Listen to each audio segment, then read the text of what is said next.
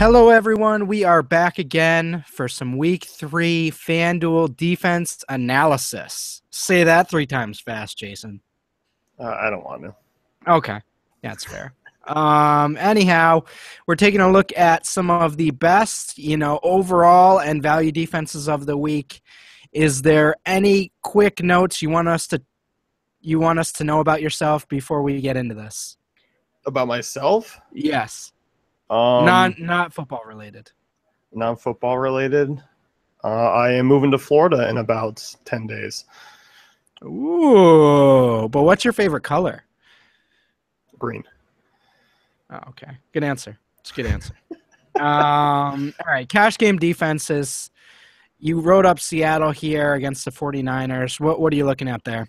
Home matchup for Seattle here against the Niners, who obviously came off kind of a disappointing week for the Panthers in terms of kind of the points that they allowed.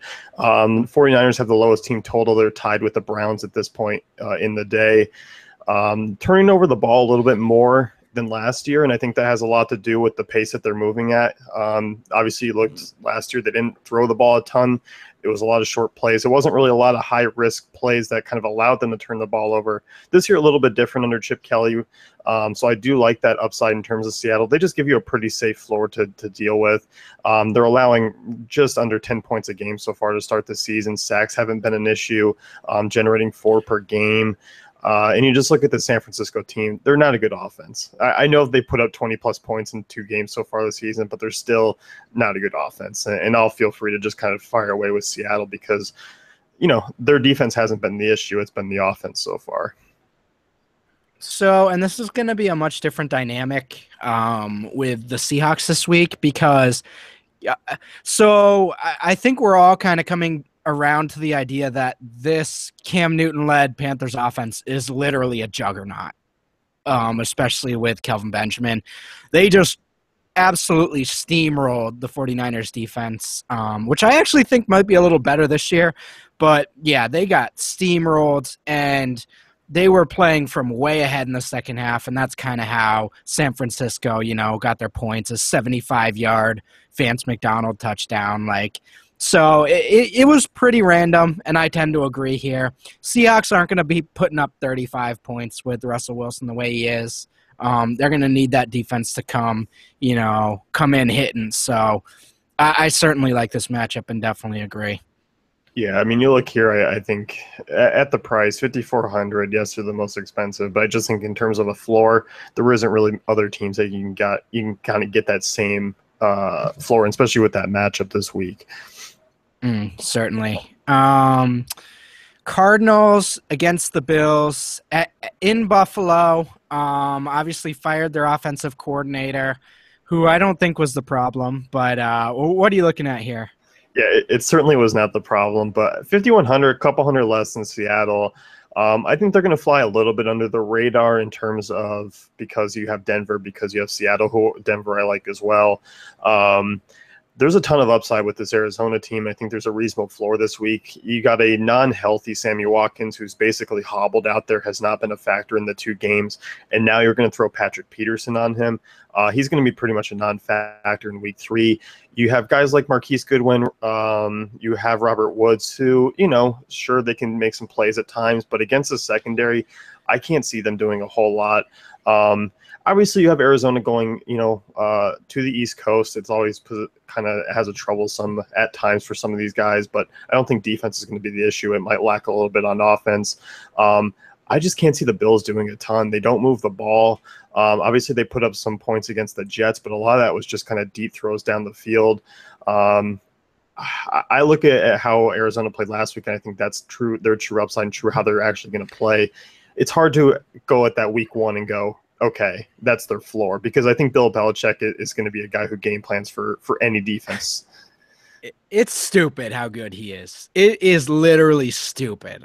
He made the Cardinals look so mediocre, and they're just not. They're one of the best teams in the entire league, and he just totally neutralized everything they do. That man's incredible. I could talk about that for hours, and I'm a Rams fan. So anyway, to the Cardinals, yes. You always worry about teams at home being a little more frisky, but as you mentioned with those weapons, a hobbled Sammy Watkins, I just don't. I don't see how they really break through. So definitely agree there. I like those both as cash options. GPPs. So I wrote up the Dolphins as well. What about that Browns team has caught your eye like it caught mine? Well, one, you got the quarterback situation, which is just in shambles. Yummy. Road matchup. I mean, you pointed out Corey Coleman, obviously a threat. Terrell Pryor still a threat, I believe. Sure, you can look to kind of exploit the Miami secondary. Really isn't that great, but I still do like them to get a ton of pressure. I mean, they're averaging 2 sacks per game so far. In terms of value, I think they are borderline cash if you don't want to quite pay up all the way for a defense. 4,600 is certainly reasonable. The Browns are tied with the 49ers in terms of the lowest team total this week. I just like kind of that front four, that front seven to do a lot of damage. And I expect Tannehill to kind of lead them out to an early lead. Cleveland's going to be chasing this team for a while. When you don't eat anything all day and then someone randomly is like, hey, I have chicken parm, or they bring it to you, or something random happens where food comes to your direction. That's how I feel about this Dolphins team. I know they're bad for me long term, but it's cheap, and it's looking pretty savory against this Browns team. That was a bad analogy that I thought was going to be better, but when it came out, it just wasn't very good. But anyway, Dolphins like this matchup and this price for sure. I think where you lost me was not every day does someone come up to you and just go, here's some chicken parm. I realized as I was saying that doesn't I don't think that's ever happened to me ever. No, I don't think that happens. But okay, anyway. Peyton Manning maybe. I think Peyton Manning probably gets that at least once a week. The Raiders at the Titans. We talked about it on DK as well. What are you looking at here? One, they're cheap, 4,400. I do like their talent. I do think they had a rough go at the first 2 weeks of the season. Obviously, playing Matt Ryan and Julio Jones, that's a tough matchup. Playing Breeze at home is a tough matchup as well. You go here to Marcus Mariota. I do like Mariota. I don't like the way that Tennessee has come out and played so far this season, averaging just 16 points per game. Still turnover prone, 4 turnovers in the first 2 games. We saw 2 of them go for touchdowns against Minnesota. I think Oakland has that big playmaking ability. Their floor is very low still because you know what? I can also see the other side where Mariota does hang up some numbers because Delaney Walker and Tajay Sharp could be an issue still for Oakland's defense, who the secondary I thought was going to be very solid this year, and it hasn't looked that way. But obviously this is certainly a better matchup. I think overall you're going to get them at really low ownership because I think people are going to wait to see Oakland have a good game before they actually jump on the bandwagon. So I'm looking to just kind of be ahead of the curve here.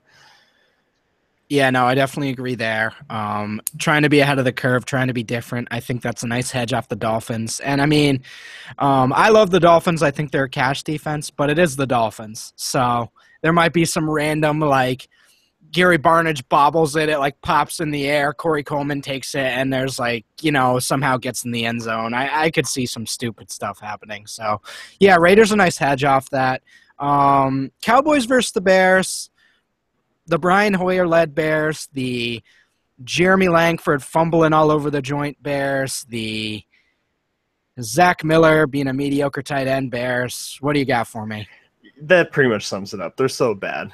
Alshon Jeffrey is a mile ahead of everyone else in that offense, and we watched him. He obviously got his 90 yards last night against the Eagles, but if you look after a certain point, they were doubling him, and they doubled him in the first matchup of the week against Houston. I think you're going to still see the same thing here with Cowboys. They'd be stupid not to. Jeremy Langford, not a good running back. It's just been a term of if you like him, it's just because of the volume. I just think Dallas is just going to run the ball and keep the Bears off the field. 4,600. I mean, you look at that offensive line; they're bad. I mean, they're allowing the most sacks per game so far. Cutler's banged up, likely out for week 3. You could actually argue Brian Hoyer might limit Dallas a little bit more than Cutler does, but I still think Cowboys have a reasonable floor and a reasonable ceiling. I can't see Chicago doing a damn thing. I was going to say, we know Brian Hoyer, he's not the most talented guy, but he's certainly going to bring his lunch pail. He's certainly going to be out there, calling those plays with all his might. And he's actually not horrible. But, yeah, I agree. Dallas is going to control the pace of this game. And, even if the Bears do score a couple points here and there, by the end of the game, I think Dallas is going to force them into, making some mistakes for sure. Yeah, Brian Hoyer is the best of the backup situations you could possibly have, though. Right, certainly. So I guess that's kind of what we're looking at here. Quick review for cash, looking at Seattle and Arizona. I think those are pretty strong options. Really, the Dolphins are the main pay down this week. But if you want to swerve to the Raiders or the Cowboys, I'm certainly not going to tell you not to either. Yeah, Dolphins definitely borderline cash. I think value-wise, if that fits, go with it. Certainly. So that's all we got for you this week. As always, check out Daily Fantasy Cafe for all our awesome tools and content. If you're enjoying this video, give us a like and subscribe to the YouTube channel. If you have a question, throw it in the comments. Always appreciate that. So thanks for tuning in, guys, and we'll see you in week 4.